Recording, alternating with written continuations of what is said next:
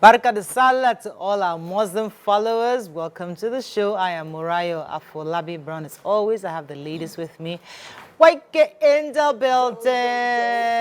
How are you? I'm fine, thank you. Looking very festive. Look at me talking. You are the most festive here. Honestly, well, I didn't plan to be this festive. How are you doing, Wake? You are showing your Muslim background. I just went into my mom's closet and just picked something. I can't even keep myself. Please, I must say happy birthday to our former governor. Yes, on the Fashola, he's 60 today. Yeah, he's That's 60 a big age. today. Happy birthday So, to welcome to the 60s. Mr. Babatunde Raji Fashola.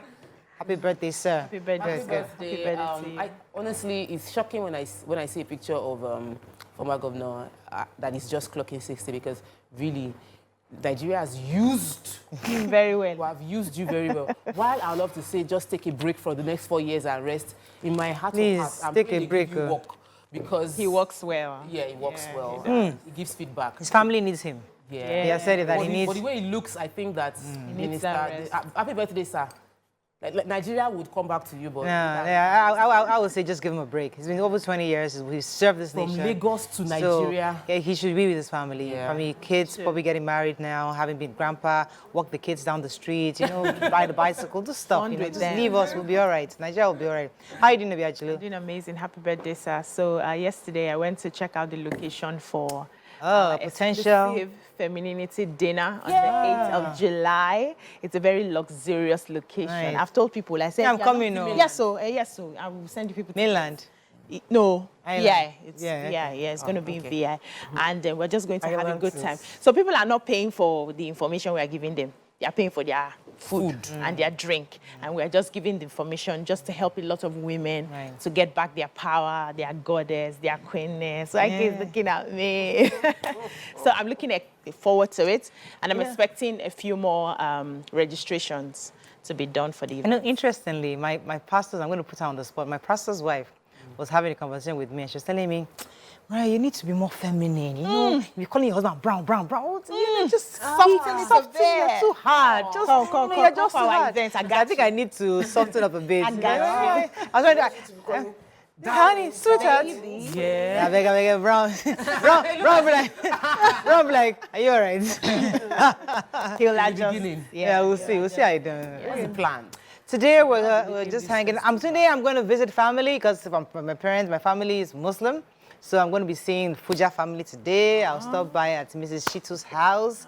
I stop by at different places to say happy Is Baraka de everyone that Salah. is visiting? It is cow. Just Goat send- that she's going to look for. No, it's fine. She Family. does this every year. She greets. Every guy goes And there. she eats. Does she not eat when she Of course I do. I'll eat Salah meat now. It's part of the... Process. The one that she can't eat, So, by God's special we eat grace, tomorrow. we'll go, Just tell them we we're are not to greeting announce them where we're too. going to.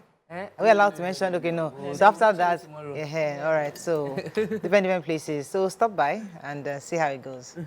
All right, let's go on a break. When we come back, we go through the front pages of the papers. Oh, I forgot to greet Mrs. Erogbogbo. She's my auntie. I love her to pieces. Happy Baraka de Salah to her and her husband. God bless you. Going to break. We'll be right back.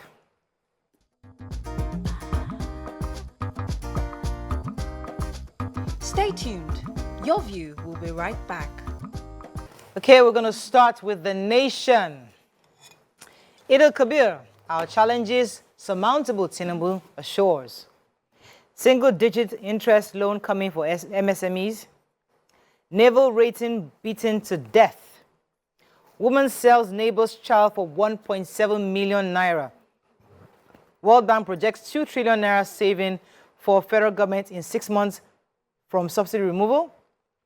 Vehicle owners to pay 1,000 naira yearly for proof of ownership. EU observers report on results transmission on fair, says INEC. 9 Firearms aides among 21 commissioners designates. Okay, which story are we starting with? I could do the human interest stories in the nation. So operatives of the Lagos Police Command have arrested a woman, Deborah Oloruyomi, and 4 others over the theft and sale of a 3-year-old girl to different buyers. So according to Oloruyomi, she said she used to be a neighbor and acquaintance of the toddler's mother and allegedly abducted the girl June 9th from their residence at Ilupeju area of Lagos and sold her to a buyer, Glory Isaac, 25, for 400,000 at Onikban bus stop. Isaac later resold the child to a couple in Morayo, Ogun State, Ezekiel Olajide, 45, and Ayaba Victoria at 700,000 naira, and in turn sold the girl to one Arewa Babatunde, who's 47 years old, a resident of Ile-Ife, Osun State. And when they started having the investigation, they said Babatunde still sold the helpless girl to Jekami Idowu, 61-year-old, at Agbado, Ogun State for 1.7 million. It was at that point that the little girl was recovered after her mother had, made a complaint. So they sold to this last man in Ogun State, and he enrolled the child to make her, they had to shave off her hair to make her unrecognizable in a school, Folari Street, Itoki, Agbado, Ogun State. That was where he was picked up. So they have reunited the child to the parents, and investigations are ongoing. They have picked up all the people who had bought at different points, and they are going to be prosecuting them. So in his Eid al-Kabir message, President Bola Ahmed Tinubu has said that he urged Nigerians not to be demoralized, but to face the future with confidence and hope. He said at the moment our country is going through some challenges, especially with our struggling economy. While I acknowledge all of these, I want to assure you that they are not insurmountable.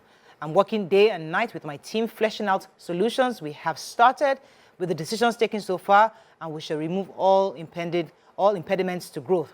So he was just admonishing everybody to embrace the present challenges, and that we must face the future with vigor and renewed hope, with the confidence that our tomorrow shall be better. Let's take another human interest story. So the rain has destroyed two different chunks of Benin-Akure Highway, and the continuous rain has caused, they said in just one day, 5 trucks fell at different failed portions of the road. So the road has failed. A journey that should take less than 45 minutes is taking 5 hours because of gridlock caused by road failure. This area of Benin-Akure Road is called the Molegbe Ifon axis, also the Isua Kaba Highway end of the Oshe local government area of Ondo State. And the local government chairman, Dennis Adekunle, has reached out to FEMA, that's the Federal Road Maintenance Agency, to mobilize resources to fix the road. That if this continues in the next few days, the community will be totally cut off from another. And this is a major route for commercial activities. And I understand this. I've seen this happen in a few areas on my journeys in real estate, and I would appeal that FEMA needs to be they need to be on top of their game in fixing and providing palliatives on the road. Now we cannot call Minister and say you should come and fix the road. Yeah. It's FEMA that we'll call to do. Okay, so I'm told that we might be linking up to the Dodom Barracks, where our president will be observing the morning prayers for Eid al-Kabir. So very soon we'll be linking up to join the prayers that are being offered for the nation as the president goes to Dodom Barracks for the prayers this morning. Okay, YK, any story in Phoenician? Move on. Yeah, no. Okay, sorry. Moving on to the punch. Poor Nigerians will hit 101 million without palliative, says World Bank. Tinubu can governors preach tolerance at Salah. Lawless soldiers shoot Ogun driver for parking beside company. FG banks plan special ID cards for senior citizens. APC caucus and NEC meets July 10th and 11th. More multinational manufacturers planning to exit Nigeria, says man. Naira devaluation, expect price hike, telcos tell Nigerians. And DSS alert, military police deploy teams in prayer grounds. Okay, which story are we starting with in Punch? I wanted to Human tell you interest? about the commercial driver. Okay. He apparently was going to meet somebody in Magboro bus stop, and for a job. So he parked in front of this the company, Oriental Transport Company. When the 2 soldiers approached him and asked him what he was doing there, he said, "Oh, he was waiting for somebody." The next thing, they demanded the keys to his vehicle, and they told him to sit in the gutter. This is not before they beat him as well. Then they told him to sit in the gutter. Then they took their guns and then they shot at the tires of his vehicle and his windscreen. So in his fear, they're shooting, he now took off. They shot him in the back. And he fell into the gutter. I think everyone was too scared to come around, but someone now, I think maybe after the soldiers left, someone now came and took him to the hospital. The Punch correspondent was at the hospital to see him and said that Was in bad shape. you know, I interviewed him, and he said, I told them what happened. Meanwhile, the police and everyone are saying they will look for the soldiers. They will investigate to find out what happened. Soldiers are supposed to be in the barracks. This is not supposed to happen. Yeah, yeah. There can be no, even if you're a thief, you deserve to go to court before they shoot you. Yeah. One day to be able to defend your Okay, and in this Punch, I Yeah, was going so we have a story here saying that more international manufacturing companies may leave Nigeria and, site their factories in other countries if the power distribution implements the planned hike in tariff payable by the customers from July 1st. Though I had taken a story yesterday where NEC said, they are waiting for, the DISCO said they are waiting for an authorization from NEC. They've not been given that go-ahead to increase that. But they are saying that some international manufacturing firms had already exited the country as a result of the power crisis we've been having, and also with the unpredictability of the country's foreign exchange rates. So most of them are relocating to other places where they believe they can do their businesses profitably. So the President Manufacturers Association of Nigeria, Francis Meshioye, said that they had spent 144 billion on alternative sources of energy by manufacturers in 2022, which has impacted, adversely on their members. They are the ones that provide their electricity. Aside from the major roads, they do their roads, everything they need to handle their business, which in turn increases their cost of production, and the consumers suffer for it. And so they will look at the countries that are better for them, that they can do business, safely and able to provide cheaper products for their consumers. So we must ensure that we give them a conducive environment, make sure that we don't keep increasing our tariffs here and there so that we don't discourage international manufacturers. Okay, let's go on a quick in our country. break. When we return, we continue with our reviews. Stay with us. We'll be right back.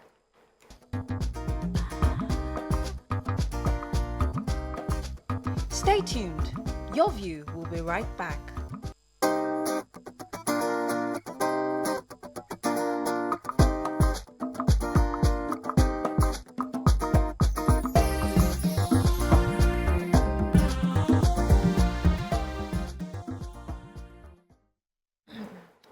Thanks for staying with us. I'm told that we're still going to be linking up with the president at Dodon Barracks. We're told that the deputy governor right now, Dr. Bafemi Hamzat, is speaking. Our president is there. And there they'll be offering prayers for the Eid Mubarak. And we pray that God answers all our prayers as we pray for the nation and pray for a better country. So we'll be going in and out from that to be seeing what's going on there at Dodon Barracks. Okay, back to our review. Papers, let me take the major headline. So World Bank is saying that poor Nigerians will hit over 100 million if Nigeria fails to provide palliatives after the subsidy removal. According to World Bank, they said that 89.8 million Nigerians were poor as of the beginning of this year, January. They also noted that since the subsidy removal, between January to now, about 7.1 million Nigerians have become poor. And this projection is pushed forward towards the end of the year. By the end of this year, over 100 million of Nigerians will become poor if government fails to compensate vulnerable citizens after this fuel subsidy removal. So this is based on the data coming from the World Bank. Okay? Yes. Another story in Punch? Yes, I was going to take the story. We mixed the story from The Nation, and it was talking about the fact that there's going to be a new implementation starting from next month where 1,000 naira is going to be charged for every vehicle to prove ownership. So it's POC, proof of ownership. And the unveiling of the policy took place at the Baguda Kauto Press Center in Alausa, Ikeja, and the Permanent Secretary of Ministry of Transportation, Abdul Hafiz Toriola, said that the certificate is going to help to, is a requirement that will be repaid every year, 1,000 naira. It would contain the information of the owner of the car, model of the car, year it was manufactured, and the address. They said the decision is based on ability to track real-time status and guarantee the integrity of all vehicles registered in Nigeria. This is in addition to all the other registrations that we are currently doing, and it will start being implemented from next month. Question. Vehicle license. Who does it that prove that is the owner of the car? I don't. If you have the POC and the proof of ownership, that covers it. No, but we already have vehicle license. We already have registration. That's what I'm that saying. You have vehicle license. I know this. You have insurance. Yes, you know this POC you do it once when you get the car. When you're buying So now you have to keep renewing. So They want to make. what I'm asking is vehicle license. Who does that prove? All right, owns the we'll car? get the that you can experts drive. to give us clarity. vehicle license. YK, we'll bring in someone to give us clarity. Let us just review the papers this Yeah, morning. Moving on to Daily Sun. Northern senators grumble, accuses Senate President of snubbing region in selection of personnel staff. Tinubu Governor's article reps Speaker Fayemi, NILDS GG, hail Muslim faithfuls. Leading Nigeria, one of the hardest life challenges, says Buhari. Drivers block Enugu State over drivers' passengers' abduction. Igala, Basa indigenous protest at Defense Headquarters allege ethnic cleansing. Court dismisses Premier Academy suit seeking to stop investigation into the death of 14-year-old student. Elections, EU recommends reforms of INEX and 5 other areas. ACF urges arm of government to restore public confidence in rule of law. Okay, so few days to the result, let me take the major headline. Few days to the resumption of the 10th Senate, Northern senators elected under the APC have intensified their protest and lobbying for position of majority leader. Some senators have said that they were actually worried that they're dissatisfied by saying that it will be unfair if the leadership is not picked around the northern area, according to them, because they said there'll be further dissatisfaction in the already polarized red chambers. So they are hoping that in the picking of the majority leaders, they will also consider the northern region of the Senate. One of the lawmakers said that a precedent had also been set where the campaign coordinator of the Senate president is often named as majority leader. He wondered why the dynamics should be changed and a senator with a lesser cognitive experience be considered or picked. So I guess lobbying is ongoing at the Senate as it begins to resume in the next few days. Okay. I wanted to take the commercial bus drivers plying the Enugu Ukogu Okpi Unsuka road yesterday, blocked the Okpi Agu section of the road with their vehicles in. Did I get Well done, yes. in protest against kidnapping. They said they started about 7:30 a.m. and they left hundreds of road users stranded. They blocked the road. They said they're complaining that they keep getting kidnapped. That every week, they are kidnapped every week. That's government should please answer them. One of their people just got kidnapped last week. Their president of their road users got kidnapped last week. That newsmen should please I tell the government that save us Do something. from this Yeah. menace. They say they have these kidnappers always hiding in the bushes, and though they have roadblocks. That they road. wait in the intersection. Yes, intersection. The roadblocks are not working. Yeah, they need security officials to come in and read the place and help them. So I want to tell you a story about the telcos are going to hike prices. They said that they had already made a request last year that they wanted to increase the prices by 40%, which they didn't scale through, but that we cannot continue to subsidize the cost of goods and services, actually fixing the price for telcos to deliver the services they are delivering in Nigeria. That we all know that after the new president, I'm sure, got into power with the devaluation, floating of the FX and devaluation of the Naira, they are planning to peg text messages prices at 4 Naira to 5 Naira as the price cap, and for calls to go from 6 Naira to 8 Naira. Experts that wanted to remain anonymous said that the telco sector, they've been holding on to the prices and dealing with the cost increase based on the fact that it's a volume-based business. But there are many things that they are, their business needs a lot of consistent upgrading within the tech space, and you need to keep investing in the business, and that will cost money, and that they need to, that they cannot continue with this pricing structure. They need to increase price hike, and subscribers should be expectant. Yeah. Okay, Vanguard. Use subsidy savings to lessen suffering, World Bank tells federal government. Jostling for principal offices divides senators. Eid al-Kabir, IG orders patrols of highways and worship centers. Governing Nigeria, one of the hardest challenges in life, says Buhari. Demolitions, tempered justice with mercy, Obi pleads with governors. Naval officers invade Ondo community over murder of colleague. Nigeria's presidential polls not transparent or inclusive, says EU. CBN limits transaction via contactless payments to 50,000 naira per day. And I'm working day and night to solve Nigeria's challenges, says Tinubu. Okay? Yes, so this is a very painful story. So in Akure, a naval officer who was driving by just mistakenly splashed water on a cyclist and a passenger, and then he came down to apologize to them that it was a mistake. They were not having it, so they decided to mob him. So one of them picked up iron and hit him on the head. He fell down and he died instantly. You know, so some youths came out and they were trying to chase the hoodlums who did that. But after a while, the naval personnel, I think they got the report to them that one of their persons had died, and they came, you know how they come now, like reprisal, they came full force, and they were ransacking shops, you know, a lot of people were afraid, young people were running out of the environment, yes, in fear of, you know, being arrested, and they are saying that they must fish out the hoodlums that killed this naval officer.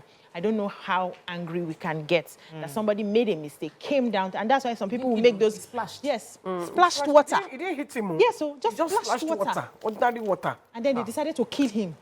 He came down to apologize. So I don't know how angry Nigerians get. Yeah, we're really angry people. Everybody's just angry. It's even misplaced anger. And who are Exactly. we rating it at? All right, our former President Muhammadu Buhari has said that leading a country like Nigeria is one of the hardest challenges in life. Buhari stated this in a Salah message via his statement issued by Malam Garba Shehu, saluted Muslims even as he wished them a happy Eid, and to those on pilgrimage, he also greeted those on pilgrimage, wished them Hajj Mabrur and safe return home. According to him, leading a country like Nigeria is one of the hardest challenges in life, and I urge Nigerians to fully support the Tinubu administration to succeed. Leadership is a challenging task that demands the sacrifices and support of the citizens. So it's good to hear our president. Can I comment? Please. Please go ahead. You knew it was hard. You went the second time. Maybe after first time, you just sit down because this is too hard. Don't be telling me. Maybe he didn't know he had until after the second term. If you go for a job, Yes. you know what the job entails. Yeah. It's either you know how to do it or you don't. don't. Don't tell me that It's it hard. is hard. I don't want to know that because Everything you is went hard. for you applied for the office. Job. Well, our new president has said, don't pity me. I will never forget ready to do the Yeah, work. yeah, don't pity me. So hopefully he will be telling us it's hard. we are here. Hopefully he won't tell us it's hard in the next 4 years. We are here. We are waiting. If we hear story, we will talk.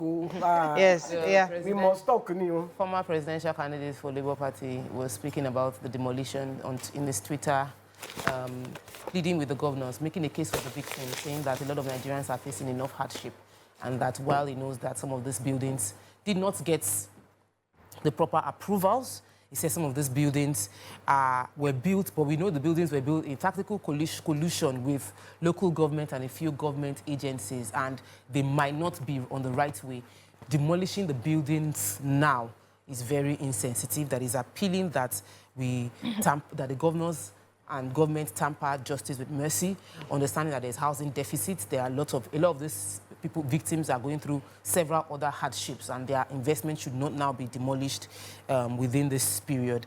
I was a bit concerned because, you know, people would feel like when the way the headline came out, I was like, hey, is he going to say they should not demolish the houses? But he was just asking for a bit of compassion when they are implementing those house demolition policies. If it is not going to hurt another person like the way the house has been on the pipeline, I think that all governors right now, from everything we are reading, should please, and we pipe low on. So, but if you demolish, it's probably because you're either blocking drainages or something important that affects other people. So you as a person, cannot manage drainage. And what I'm saying, you as a person, you'll be okay. But the hundreds of people that are affected, but that your one house, yes, you're not thinking, so it's me, the compassion is for me, Mr. John. But forgetting that every other person is being affected by this, your one house. So we look at it both ways. But I guess you're right. There should also be compassion because, hey, so that's where leadership is. We now decide who choices you make. It's hard choices. Subsidy is hitting different things are hitting at the same time. Anyway, I think it's a good time to actually have a conversation on how the subsidy is affecting us as Nigerians, how we're tightening our belts, what are the sacrifices are we prepared to make? It's a conversation that Nigerians, we need to start talking because it's affecting everything. What will the government exactly. Yes. We're not the only ones that Because if I see you, that you are giving me this hardship, tightening your belt, my dear, I'm tightening my belt too. Yes, all right. support. Let's go on the break. When we come back, we'll move on to our hot topic. Stay with us. We'll be right back.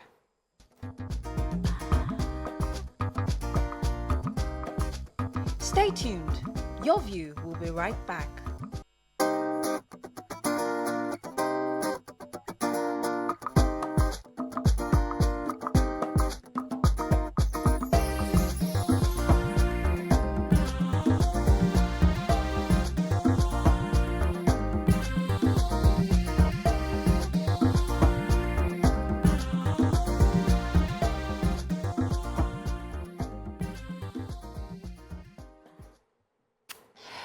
Thanks for staying with us. Today we shall be opening our phone lines to celebrate our Muslims brothers and sisters who are celebrating Salah today. It'd be great to hear from you. What are you doing? How are you celebrating it? How many rams are you killing? Are you killing rams or chicken or cow? Or what are you doing to celebrate it? You can call us on 081-270-53687-091-390-76948. You can also tweet to us at TVC Connect. Please hashtag YourViewTVC so we can read the tweets. We'd like to find out what you are doing today on Salah Day. I know there's prayer in the mornings, right? After prayers, and then it's time for them to kill the rams and celebrate and share.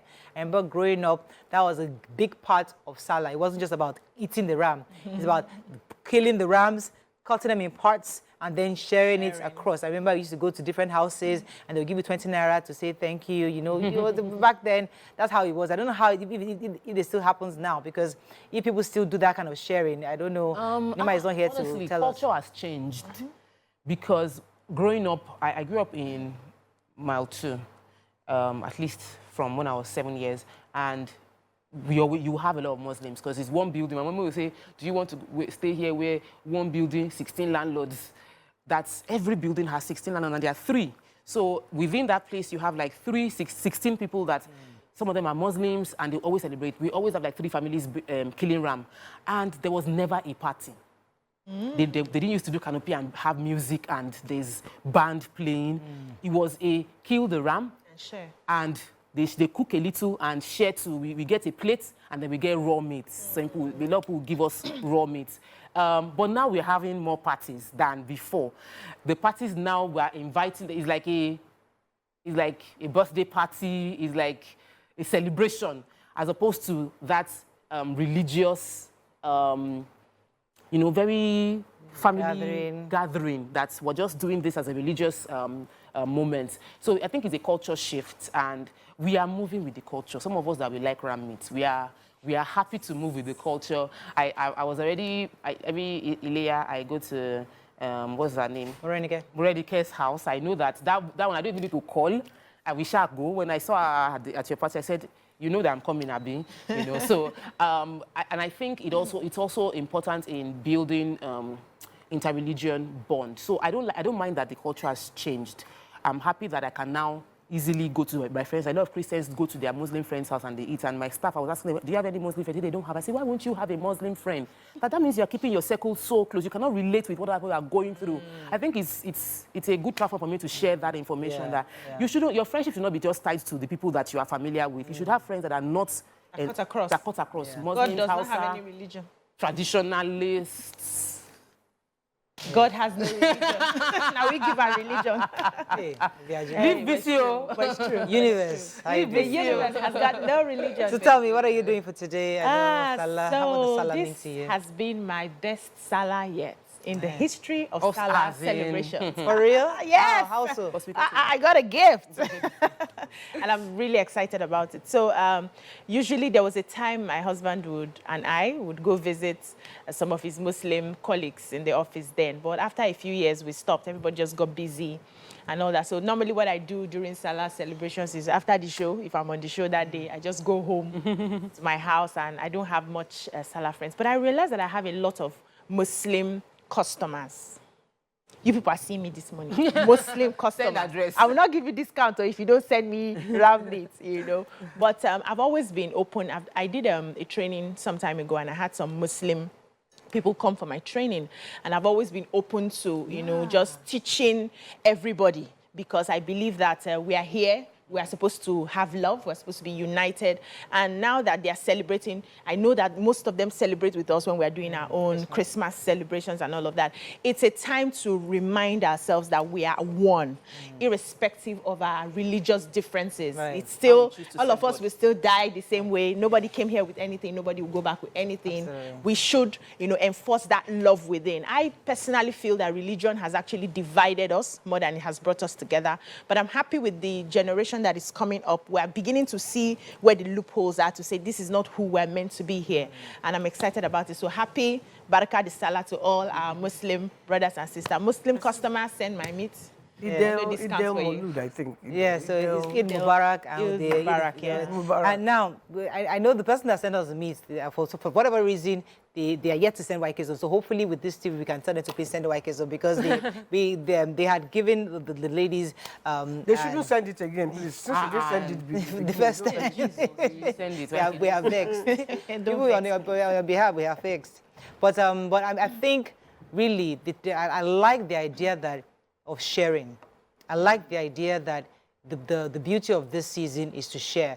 And I have a Muslim neighbor who is also Doing something, and hopefully we are going to go there and share and just celebrate with them.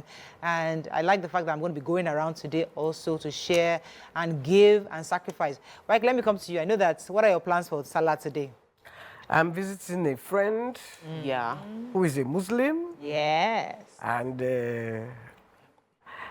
I think we are all going. To. Yes. Yeah. That is Hopefully my- we will eat ram meat. Of course. I don't eat meats anymore. Yeah. Since when you crossed? Since the beginning of this year, Sha, I Are you decided that vegetarian now? No, maybe No, I'm you not eat a fish. vegetarian. It's just that the older you get, the less your meat is not good for you. So Yeah. I just decided, since I wasn't even really a big meat eater Yeah, anyway. right. But interestingly, Mama doesn't eat meat anymore. I mean, Mama, when she came to my house, she told me that initially when she started, she was taking meat, but she now said we should stop giving her meat. So she only takes fish because she couldn't chew it anymore because of her age. Yeah. But just Well, interesting. mine is not because I know your own. I know because it's I not like because of it. meat. Yeah. Yeah. But Meat I is have actually a very brother not the who doesn't eat healthiest meat, thing. and he's in his 50s. He looks like he's in his 20s, Yeah. and he hasn't eaten meat for over 20 years. Oh, I'm wow. like, look, I'm not going to eat meat. Yeah. Yeah, I too. can Let make that me- sacrifice. Yeah, let for me. the- Ram here is the leanest and Yes, best ram meat. is the leanest meat. Yeah, I don't mind lean meats. Yeah. But The regular. Let me take the call. I'll come to you. I have a call. Good morning, Festus. Thanks for calling. Good morning, everybody. You're live. Go ahead, please. Well, you are doing great. Thank you, sir. Thank you. I cherish your TV station. Thank you, sir. You are gradually becoming number one, if not already. You know, quality staff. I saw Sarah Yekun delivering lecture. I saw Veronica. I saw Michael Poche. You know, they have invested on you people. Thank you, sir. In fact, I appreciate the TVC Thank you, sir. for woman development capacity, and then your program, your the other programs in the morning with Onyika or Wake Up all Nigeria. of you like that. Yes. Yes. Thank you, You are sir. doing great. Thank I you, sir. appreciate you. Thank you. Thank you, Mr. Keep the Festus. black line. Thank you. Thank you very much. Fantastic. You're going to Happy something. Salah to everybody. Yes. Thank you. We are receiving. So, I was going to say something, and you see, it was not planned, but when this Ram matter that BC was celebrating, that we used to thank the Lord for our story, Morayo, as head of deputy director of programs, always got a ram, and whenever Morayo got a ram, everybody in her production would get to eat. And I'm saying this because sometimes we think, when we talk about sharing, it's not about how much you have. It's about having the consciousness that I'm responsible to share to everyone around me. And I am putting you out, because I know you don't like people saying this, but you are an amazing leader. And I was thinking about it that, really, even worst come to worst, I'll eat Nima's ram or I'll eat Morayo's ram. And she always shared her ram. People say it after they stepped down, because the ram was still coming, but people did not get to eat the ram the way they were eating it under your administration. And it's important that as we talk about this season of sharing, all of us look within ourselves and look at how we are sharing with our community, as in our immediate, anybody that is attached to you. Are they benefiting from you? You know, are you truly making the sacrifices to make their life better? And it would require sacrifice from us. And I think that we can just preach that a lot more. So when you are giving, our dear Muslim brothers and sisters, I know you have a tenet of giving to the needy. Let's do more of that this season, because there are many people that are needy right now. Can I read this? All right. We have YouTube. Oladidi, he says, kill ram, kill cow, kill fowl. Animal rights activists will find that offensive. Sacrifice could be a better word. All right. Let's go on a break. When we come back, we'll talk more on that word, sacrifice. Stay with us. We'll be right back.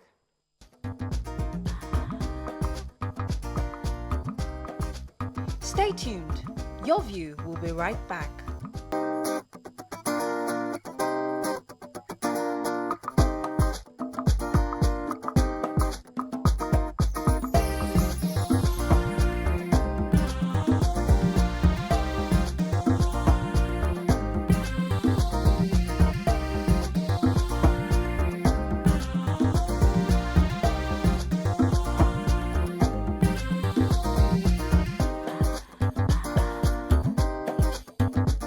Thanks for staying with us. We're still discussing the celebrations, the Muslim celebration today. However, there's one word that sticks out, which is the word sacrifice.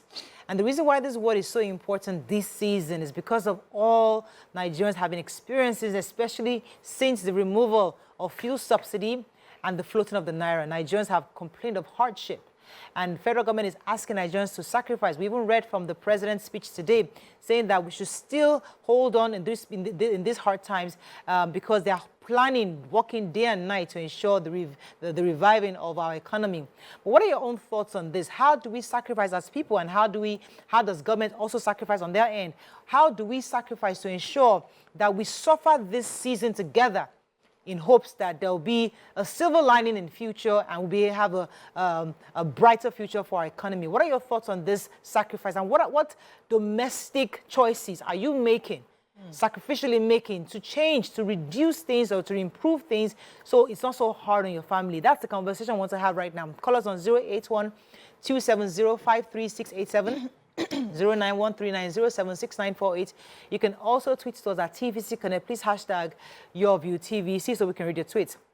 I was telling you guys, was it yesterday or 2 days ago, that during the break that, you know, even in my house, we had to just have a conversation. My husband has been trying to get us to stop using heater for a long time, but I have refused. But we had to have a meeting, like, guys, you know what? We can't continue like this. We can't afford it. Because if the NEPA bill came last month, and Brown was shouting everywhere, scattering, and it's disconnecting heaters, saying we cannot continue this. Obviously, if we look at it, we cannot sustain a 5-bedroom house with 5 heaters in the bathrooms. Yeah. It can happen. So we're now having to stop that. Even the air conditioners now, we say, okay, which ones do we need? So what he's done is that there's a living room outside my kids' room and the auntie's room. He said, okay, turn on the AC in the living room. It will enter all the rooms. Everybody will be all right. Just open the doors, you know, because we can't have everybody, you know, to put on the air conditioner. So these are little sacrifices that we're having to make, especially in this season, because the money is not out there like it used to, or we thought it used to be. My sister, this is reality check for everybody. Right. You know how you think that you are a rich woman? Yes, that you have it. That you have it. After I bought fuel a few times, I just had to ask myself, BC, what more can you do that will bring resources? Because it is not adding up. The bell I was ringing in my sitting room the other day to sell my goods. It's not clear eye that I used to ring that bell, you know. And I had to have a conversation with the kids. Like, we cannot afford to be wasting anything in the house. Take the little you can eat. You must clear your plates. And then if you need more, you can ask for. Luckily, our master chef in the house, my son, says he's on a diet.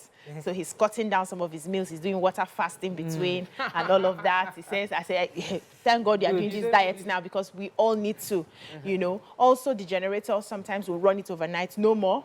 So, in fact, we don't put the gen on till the inverter has run down. Then we put it on for a few hours and everybody go to bed. We put it off. No, we're just trying to readjust some of these things because the bills are coming. They keep coming and you're not making more to match the bill. So, before you realize it, you are eating from hand to mouth. I've been very broke till salary was paid. Like, I was broke. The little things I would buy, I was not buying anymore. Normally, I would like to have ice cream and pizza from time to time. I'll go and come back and, Mommy, you know, but I did not buy anything. There's food in the house, go and eat. You know, we all have to find a way to just survive this period. Can I use this opportunity to appeal to NEPA?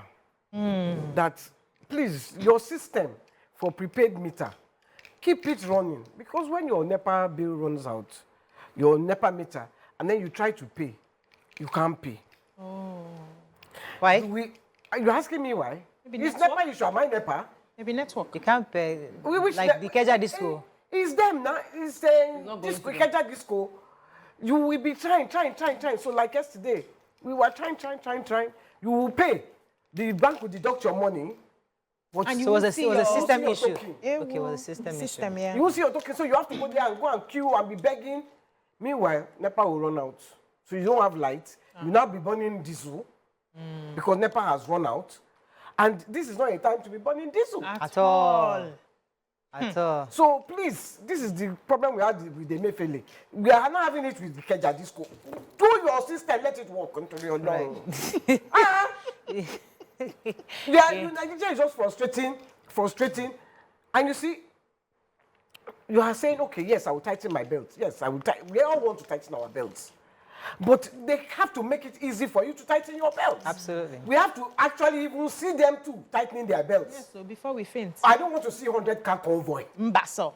Stop it. Where are they getting the fuel from? I don't know. There's no, in this expensive fuel. Do you know how I buy my petrol?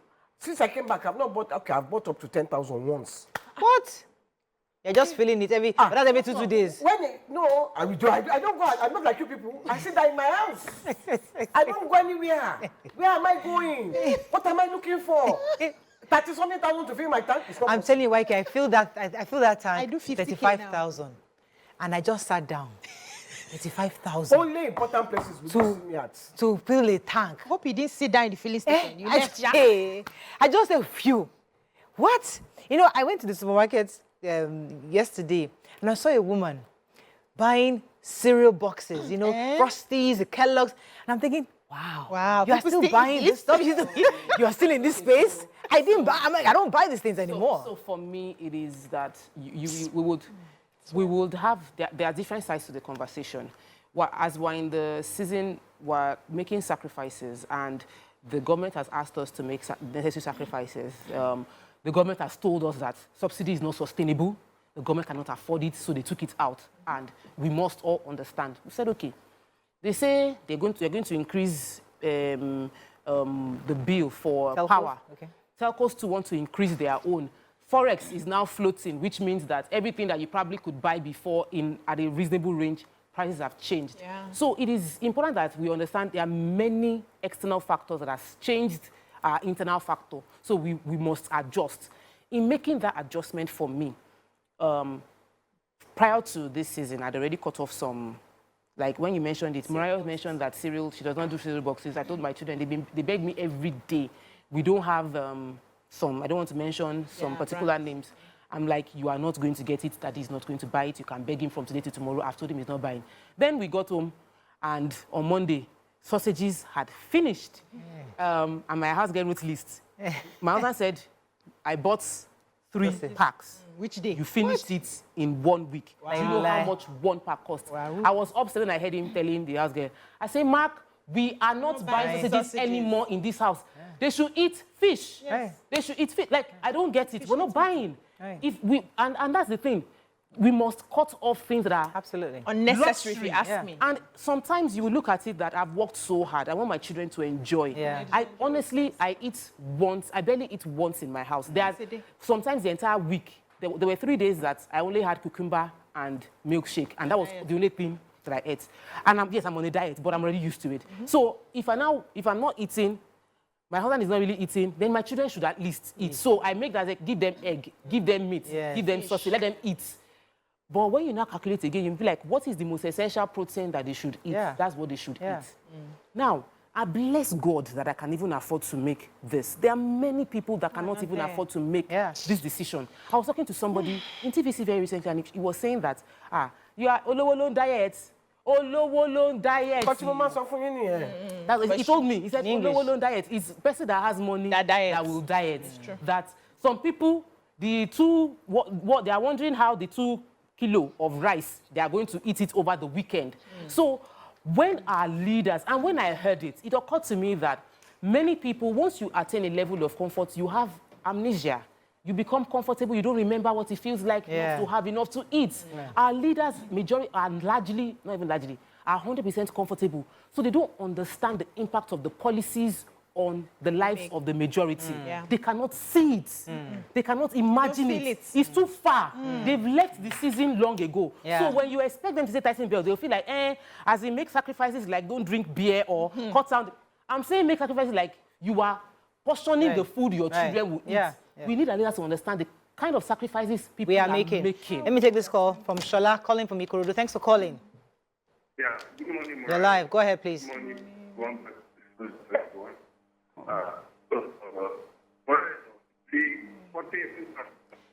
It's muffled. I can't hear you very well, Shola. Hello? You know, so and you see, I don't want to stop the washing machine because I know we need washing machine. I mean, everybody needs it, but I've written out all the possibilities and it's on the list. Well, there's a way you can do it. So before, my house girl was washing clothes every other day. I say, no, we are washing clothes once. Like, you will gather the clothes together. This one, they wash like twice a day. Yes, and in my house. You're not washing small items. You are washing, if you are washing twice in a week, and you gather the clothes, then in my small house, items are washed with washing hand. machine is rolling every day. No, you can't. In my house. Washing machine is rolling every day, at least 2 or 3 times a day. I have 20 children now.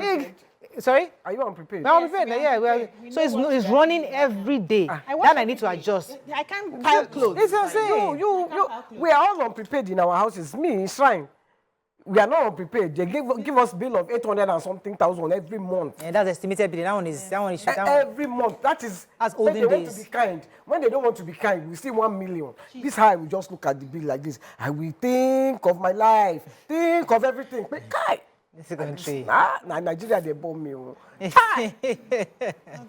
I know. It's really about. At the end of the day, if you have a 5 kg, and that was I'm an Ijebu girl. I'm calculating. Big washing machine. You have a 5 kg or 7.5 kg washing machine. You realize what they are loading every day. It's probably 3 kg, and the washing machine has capacity to sort out 6 kg. So if you do 2 days, you are doing all at once. Underwears, little items, wash with your hand. T-shirts, wash with your hand. Natives, wash with your hand. So I'll separate them. We batch things and there are priorities because and we can make this conversation now. For some people, it's a case of how are we cooking our rice? How are we cooking? Let me pause you for a second. We'll come to pepper that we are buying every day. Pepper. Don't even go there. Let me take this call from Shola. Don't even go to Pepe. Shola, thanks for calling from Ikorodu. Yeah. Thank you, Morayo. Can you hear me clearly? Yes, it's much better. Thank you. Yeah. and please sacrifice this time. Very, very necessary. In fact, I listen to your own cutting down cost. It's very necessary because your own is a big man and big. So it's a big man. Now, I've been listening to them too. Come to think of it. Can you hear me? Yes, go ahead. Come to think of it, considering the speech of President Bola Ahmed Tinubu, honestly speaking, we need to pay sacrifice. Even the Bible says so. If when you go through the Bible, you will see how to pay price. There are prices that we need to pay because of the road that has actually gone wrong in the previous administration.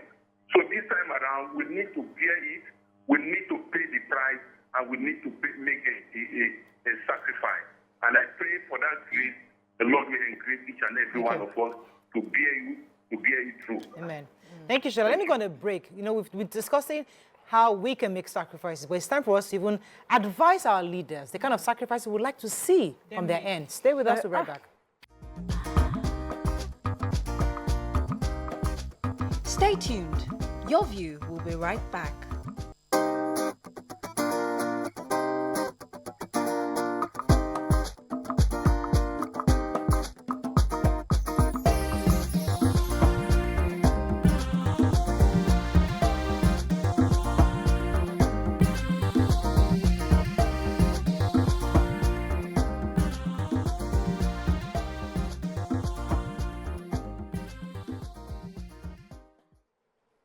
Thanks for staying with us. We've been discussing how we have been making sacrifices, the changes we're making because of the huge sums of money we're having to pay for fuel, for groceries, for different things. But now, what are the kind of sacrifices we'd like to see from our government? YK said earlier about all the multiple convoys that are following all our leaders. We need to see them reduce that because we know the price of fuel is expensive. So where are you finding the money to pay for this fuel? I mean, if you want tank 35K between Lagos and between Island and mainland, half tank it's already half tank. So how are they fueling this car? So these are some of the things Nigerians would like to see. But let me come to you. What are some other changes you'd like to see from our leaders? I would, special advisor to special advisor. Senior assistant to special advisor. Cost of governance. Cost of governance has to come down. If you have special advisor, that's your work. You don't need any other assistant. Assistant to the assistant. Please, they should stop all that one.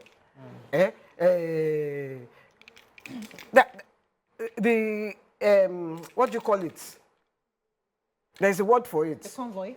No, not the convoy. We have talked about convoy. Yeah. But it's so large. The people they're paying different salaries. It's so large. They need to reduce that so that we can see that. Because me, I've been sitting and thinking, how am I going to reduce my staff? You have a lot, Abi? Yeah. Wow. But if I reduce them, they will now not have. I'm displacing them. Exactly, YK. That's the issue these politicians have. Because the same way you feel, they don't want to disengage those guys working in Shrine because they need that job. These politicians sometimes feel like, all these are my constituent members, I just need to engage them somehow. So that assistant is because I'm also helping. I remember when my brother was trying to also run for, let's say, local government or something like that. He wasn't their chairman, no, he wasn't anything, no.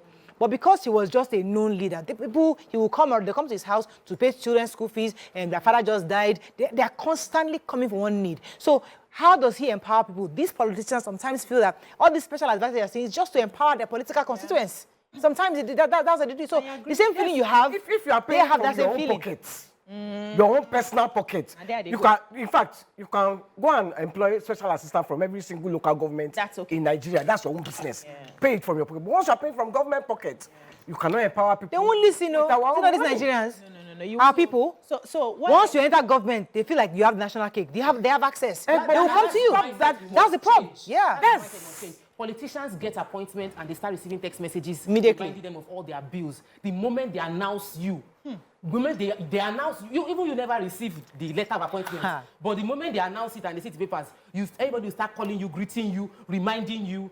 This season that we are in now, the expectations heavy on politicians. Sorry, let me tell you, ordinary MC work that I do for Abuja, they think say, me and president, we are doing chummy.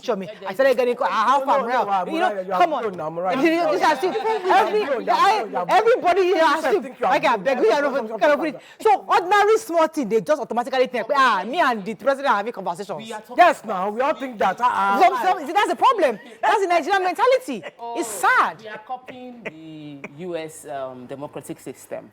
And I remember watching the interview from everybody that was that interview. We were shocked when Obama and the First Lady, Michelle said that when they got into the White House, they realized that their food, there were meals that were covered by states, and there were meals not covered by states. There were parties covered by states and parties not covered by states. Any extra that you are doing, you will pay from your pockets. So when you realize that people were hosting get-together, majority of those get-together were not powered by states, so they had to cut down on the hostings because the budget was coming on them and their salary was fixed. So when we are glorifying all those, what do I want my government to sacrifice? I want my governors and political office holders to stop getting extra code when they are traveling. The money, the dollars they are getting, all political, not ministry, civil service, everybody. If you are going on business trips, like they want to send you to travel and it is in the budget previously till now, from July, no training should be taking place outside Nigeria. Let us be trained within Nigeria because we are going to be saving a lot of effort. So that is one sacrifice that I want the president to say. Everybody from civil service to ministry to everybody. He trained in Nigeria. All our trainings are done within Nigeria and we're not taking the money outside. Okay, effects that we're going to go, people get money to do their treatments abroad. It's legal right now.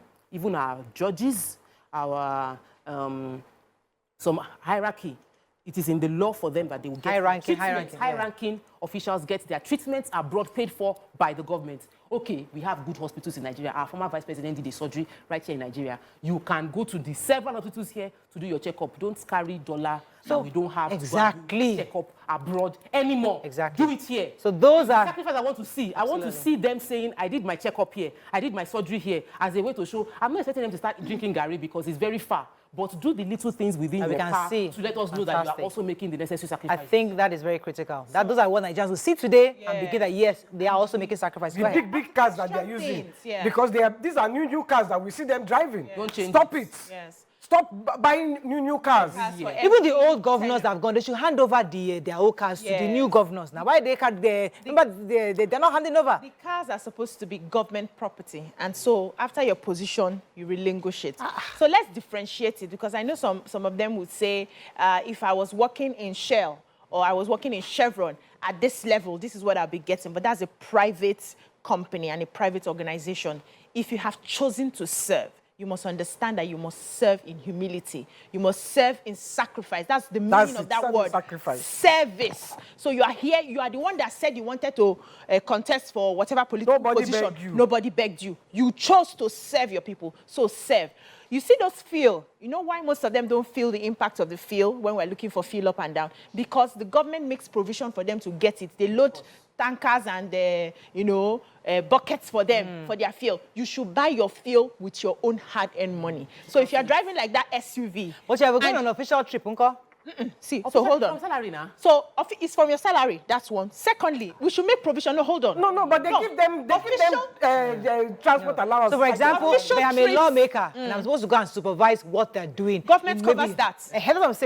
Government covers that, yes. But to be giving you fuel for your personal cars, you're buying your take your children to school, your electricity, paying for your electricity bills, taking your children to school, all of those extras, all the nannies, all your nannies, newspaper allowance. Yes. What are you reading? Go online. You have data. Go online and read it there, or use your physical. You've been buying papers since I've known you on this show. Your own paper. You don't even wait for the one TVC supplies us. YK buys our own paper. Buy your own paper so that you understand. If you stay in that filling station, you queue for that fuel. You pay that amount of money. You fill your tank like I do twice a week. You will understand what we're saying. So those are some of the sacrifices we want them. We want them to show that we understand and we are here with you. We should also make provision for buses, for our ministers and our commissioners and our governors, they should have staff buses. You don't have to drive luxury cars all the time, clog the road because everybody has their car on to go for official duty. They should have buses. You should be humble. They have buses. Because I remember my commissioner, wait, let me give you information. I know. When Amosun was governor. How many of them? I'm just saying, I witnessed that one. When they are going for official assignment together, they have buses. I know my own commissioner, I work commissioner for education, for former commissioner of Lagos State. She was visiting schools every single Wednesday. From the moment she entered office till she left, every Wednesday, with her own car, with the official car. So whether you like it or not, they still need an official car for work because they gave her an official car, which was going to school to visit and impromptu visits. So they still need official cars. One car, not like 7. But we don't need to be changing our car every 4 years. No, we change every year. We update yearly, and then we change laptops. We do all. There are many expenses that we make. But what we need, Tokwe, is a proper. What we even need. Because we need operations. What we need is to continue. What it is extra that I've said. What we even need is what you said earlier. We need a proper system in place for all these things. Yeah. You know, recently, should I mention it? Where I was in an event, there was an event that happened recently, and everything scattered. There was a lot of fights going on. Oh, you don't do this person doesn't know, they're fighting. And when I realized the problem is that there was no system onto who does what. Yeah. How much is given? How do we decide who is the winner? How do we decide who is the loser? What are the metrics or the rubric we're using to determine? Every single thing should be systematic. Yes. So that as you enter office, just like you said, Obama was saying that I have state-funded budget and I have personal-funded budget. Yeah. Everything should be documented, what you get, what you don't get. And even those that you get, we need to trim it. We need to begin to trim all these extra, their extra costs, the newspaper allowances, their nannies, their drivers. You know that their State House of Assembly place where they sit down. You know it has plenty light. They should switch some off. No, like they need light to read. They had major issues. It's not just a year or two ago that they had a breakdown. Oh, I have Kelechi. I have to pause you. He's been holding for a minute. Sorry. Okay. I'm so sorry, Kelechi. Thanks for calling. Oh, I'm so sorry. I'm really sorry. Sorry. There's room for maintenance. In businesses, you have operational costs. Then you cut down anything that is not bringing in money. Yeah. So somebody came to meet me on Monday that he wants to get a job. And I said, what do you want to do? You want me to employ you? What can you do for me? Because if your presence in my office is not bringing me money, then you are an expense. I will dispense with you. I need to find a way that everybody is being productive. So that's the way we will look at our country as a whole, that what would aid production? Trading abroad does not aid production. It gives you exposure, but doesn't aid production. And most of the people that are going for this training, they've gone last year, they've gone 2 years ago. We've not seen the difference. What are we doing?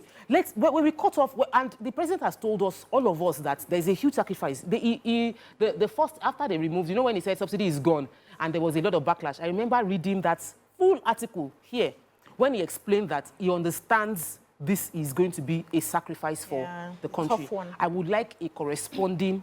Now, this is the sacrifice we are going to make as a government.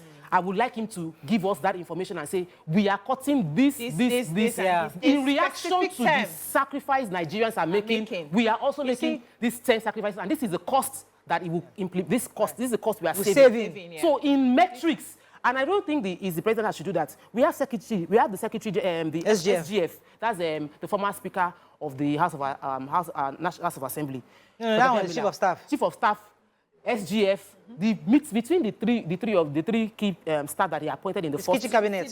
Kitchen cabinet, they should let us know how much are you advising the president to save, and how much, and give us that statement as a nation, so that when all of us are buying that fuel, paying for that transportation, we will know that our government too may sacrifice. See, this your foreign training thing that you said is a huge budget. Yeah. If I give you a clue, the kinds of trainings have been for events where people are saying like their entire objective in life is to go and get training abroad. Everything they've worked for as a civil servant is just to get that international training. The icing on the cake. It's the icing on the cake. Yeah. So we need to really bring it back home. It's not a problem. It's not a problem if you can afford it personally. No, if you are in surplus, Morayo, people say if you've served this country for 25 years or 20 years and at this level of service, you are due for training. That shouldn't be a problem. I'm not begrudging you. But we don't have that. But I'm saying we cannot, as a nation we can't afford it. Because one of the reasons we cannot afford it, aside from the fact that I want to cut the budget, everybody's tightening belts, is the fact that all the ones people have been training since, we have not seen a difference. Because if We it have was not really seen a working- difference, because if it was really working, Nigeria would not be where it is today. So Abi, let's put they just- a stop and a pause on that. Let's look inwards. They Medical just keep care. going for training, Medical chopping care. money. Even our president should be treated here. Everybody should be here right now. We're trying to Kelechi is back. conserve. Let me take Conserve Kelechi. our Kelechi is or you back. tell Kelechi us. is back. Let me take Kelechi. Good morning, Kelechi. Thanks for calling. I'm so sorry. Yes. Hello, good morning. Yes, go ahead. I need some volume. Go ahead. Can you hear me, sir? Yes, go ahead, please. Okay. Well, let me put it this way. You see, our president is just being unnecessarily sentimental. He is not serious about that statement. If he was serious, he would have started with himself. Buhari, for 8 years, told us in Amsterdam that he knows what Nigeria is going to, but never made any sacrifice as regards to that. P2B, when he was in governor, P2B said something. P2B cut down unnecessary expenses in the government house. He said that when I was a governor, he said, if you invite me to an location, I'm coming all alone, and I would stay in an average hotel. I'm not coming with special advisors to deal with this person, with this person. He said it will be costing so much on the state force. I don't need all that. So you understand? So our government is not making any sacrifice. You know, it's like what it is. Hello? Thank you very much, Kelechi. And that's exactly what this show is talking about this morning. We must see the sacrifices on the side of government, as we are also as citizens deciding to make sacrifices. We have to wrap up. The former president traveled to England for 3 months. His plane was parked at the airport for that 3 months. And they pay, I think it's something like $40,000, or a huge amount of money per day. Parking, because to park a plane, it's not like... They're taking, do you know how many... So then, if we even do it the one here, because the ones that they are parking here too, it's chopping money. Yeah. They are paying. So- So all those are the kind of expenses that we are talking about. They are just... And that's what weakens our naira. Yeah, frivolous. All these expenses. Yes, they should do away with frivolity. Someone here is saying they should start buying innocent cars. Exactly. That's what they should do. For The government. money comes here. Yeah. The money Comes in. stays within Absolutely. the country. You know, so when you are buying, We have to run. I won't We say have to presidents run. cannot go for international. we are The president running can to- say, can I I'm going take for my one medical tweet? trip, Why? but I am paying for it from my money. And he says it openly, and we believe he will We do have it. to see On- examples that we want to Please let me we have take to this start tweet. from the beginning. Honorable Then we have to Ademola start said- with the We have to head. run. We Like, I cannot quickly take take them this from you here guys to should understand the pressure on those people who are in positions of service. They serve the people, and the pressure that comes with the job is enormous. Wow. There are perks that also come with the job, and for me, it should be properly reviewed. Okay, we have to wrap up on this, but I think in a nutshell, the truth is that the sacrifice is the word of the season. From the presidency, to the governors, to the local government, to the senators, to the lawmakers, we are all sacrificing. The people too are sacrificing, and we want to see that across the board. Everybody must sacrifice. And if Nigerians, the current administration has a huge burden of buying back trust from the people. And in buying back trust, we must see that you're doing as you are saying. That's all we can take on this segment. When we come back, we'll bring in our guests. Stay with us. We'll be right back.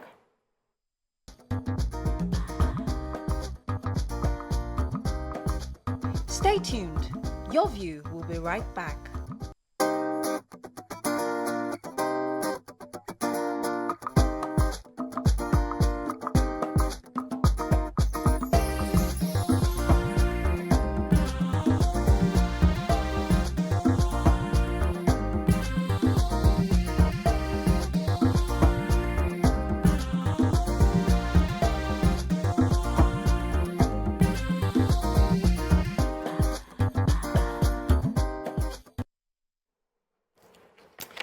Thanks for staying with us. Join us now is the president and founder of the Women in Export Trade and Investment that's currently running some of the biggest projects and investments ever done by women associations in Nigeria, with a special focus on agriculture, export investments, and women financial literacy and inclusion. Join us as we welcome Edafe Hussein, well, probably known as Efe Hussein. Welcome to the show. Thank you so much. Thank you for Good to have you, having us. Efe. So you are big on export agriculture. There's so much you're doing with women in that space. Tell us a bit about what you do and how you're incorporating women into this. Thank you so much. I wouldn't say we're big. We're the baby around. We just started within the last 5 months. But, you know, working with women has a lot of potentials. Have a lot. I mean, you cannot get it wrong. I have been working with women for like 4 years.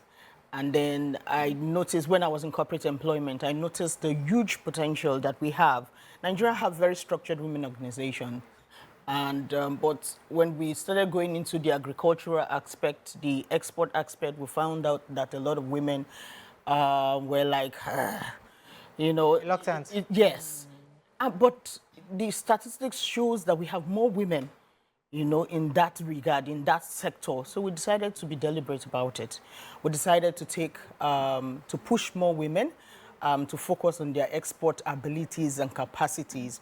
So what we literally do is we aggregate women, we train them, we empower them, and then connect them to opportunities across the world. We search out the opportunities because the market is actually there. The market is there.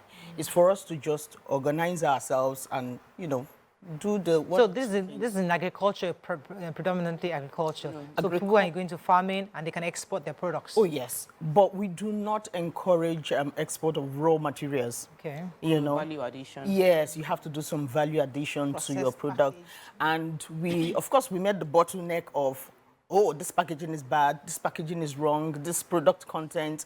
So we had to take a back step to say, okay, we need to do some groundwork to ensure standardization of the products that our women are bringing. So there's a lot of work to do, but we're starting. So as a woman now that I've gone into some form of production, and I'm looking around and wondering, how do I get my products across, you know, outside just Nigeria? I want to take them out. I've spoken to a few women exporters. It's really not something that they encourage you into. Like, there's a lot of, well, you will not see Forex, you will not do this, you have to sign this, you have to meet these agencies.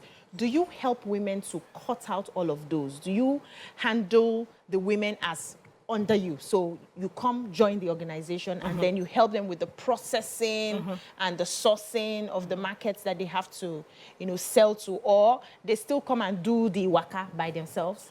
So first of all, what we do is to let the women come in if you are interested in export. And let me quickly add, we don't just do agriculture. If you have any good thing produced in Nigeria that will not kill somebody, and we can work with it, we can export it. Okay, besides oil, of course, crude oil right now. So what we do is let them come in, they register with us, then we also take like a survey of what they're producing. How are they producing it currently? We have a lot of women who are interested in production, but you know, it's a lot to set up a processing center. You mentioned someone that was doing a fashion hub. It's a lot to set up. So people are like co-sharing. Some people are using their homes, but we say to them, because of the purpose of export, even if you are using your home, it has to be a segregated portion of your home. It has to be dedicated to that work, exclusively to that work. So that when we have the regulators come, we can actually say it's a micro center, but it's dedicated for this purpose. So that's one of the things we're working with women. Then talking about regulatory experts, certification, we're also working with the regulatory bodies. We're identifying some of them that can come and help the women in clusters. You know, to make it easy, NAFDAC and the likes, and then, of course, internationally, FDA. And then we're able to bust the bubble of FDA. People always, you know, when we started, it was a big threat. People thought FDA it would take you 3 months to the process. You need to get an agent. You need to, it sounded so giant like that. But by the time we started, by the grace of God, God gave us one beautiful, lovely, passionate Nigerian commissioner, former commissioner of Edo State Trade and Commerce, that was also passionate like us, and she took the matter into her hands. And today, We are able to get our FDA in one night, online. She just logs in with you. She is there in the US, you are here in Nigeria, you share your screen. She puts you through the process, Of how and to that go night, about it. you get your FDA. They lie. I'm telling you. You know, how did you get yourself into this? Like, how did you come into this space of running this program? Tell us a bit about Background. your background. Okay. Ooh. So I was in corporate work, my corporate career in the bank, and then I had to start up the partnership desk for women banking. You know, 4 years ago, 5 years ago, this women thing started booming in Nigeria, and you know, women were beginning to structure themselves, taking some very daring, bold steps into some industries. And I met the coalition. There's a coalition of women association in Nigeria called ANWBN. And then when I met them, I saw that they had at least 4 million members. I was like, seriously? 4 million? Go and ask a politician what it is to have 1 million followers. It's a lot. You know, so I started asking, okay, so what are they into? Where are their data? What is this? How do you operate? Where do you operate? Where is your office? You know, and then of course we started strengthening 1 or 2 things that we're doing, you know. And I told them, I remember when they came to me first asking for finance, for support from the bank, my first reaction was, you won't get it. I just told them openly that you won't get it. And they were shocked. I said, you won't, because you're not structured. So that pushed me to say, okay, let me work with these women. They are willing, they are zealous, they're passionate. They have everything it takes. So let's work together. And then we started. But then I quickly also noticed that there are other areas, but this niche was there. And you know, Nigeria statistics tells us that about 75% of the people involved in agriculture are women. Yeah. And then agriculture is the largest employer of labor in the country. So if you want to talk about being deliberate about the export sector, where would you look? The women. So that was. So what are some of the challenges you've experienced so far? You know, because it's never really easy working with all types of women. You have the farmers, you have those in the private sector. There's quite a number. What challenges have you faced so far? People say it's really challenging to work with women. Yeah, but I have my ways. I have my ways with working with women. And the first thing is I understand that women are multitasking beings. A woman can run 9 shows at a time, you know, and they wouldn't understand why you don't understand that they can do it the way they want to do it, to make it happen the way they want, you know. But we're able to piece that down with women. Some of the challenges we have found, particularly related to export, you know, you guys were talking earlier on about cutting down. With all that has happened in the country recently, trust me, a lot of women are hit. The businesses are, I pray for women every day.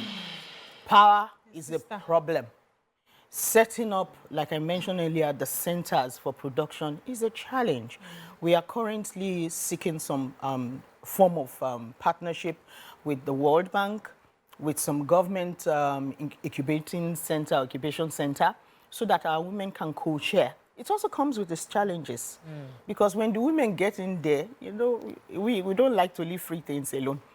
You know, so you're supposed to grow and at a certain time and mature, move on, you know, but sometimes we find the women wanting to linger.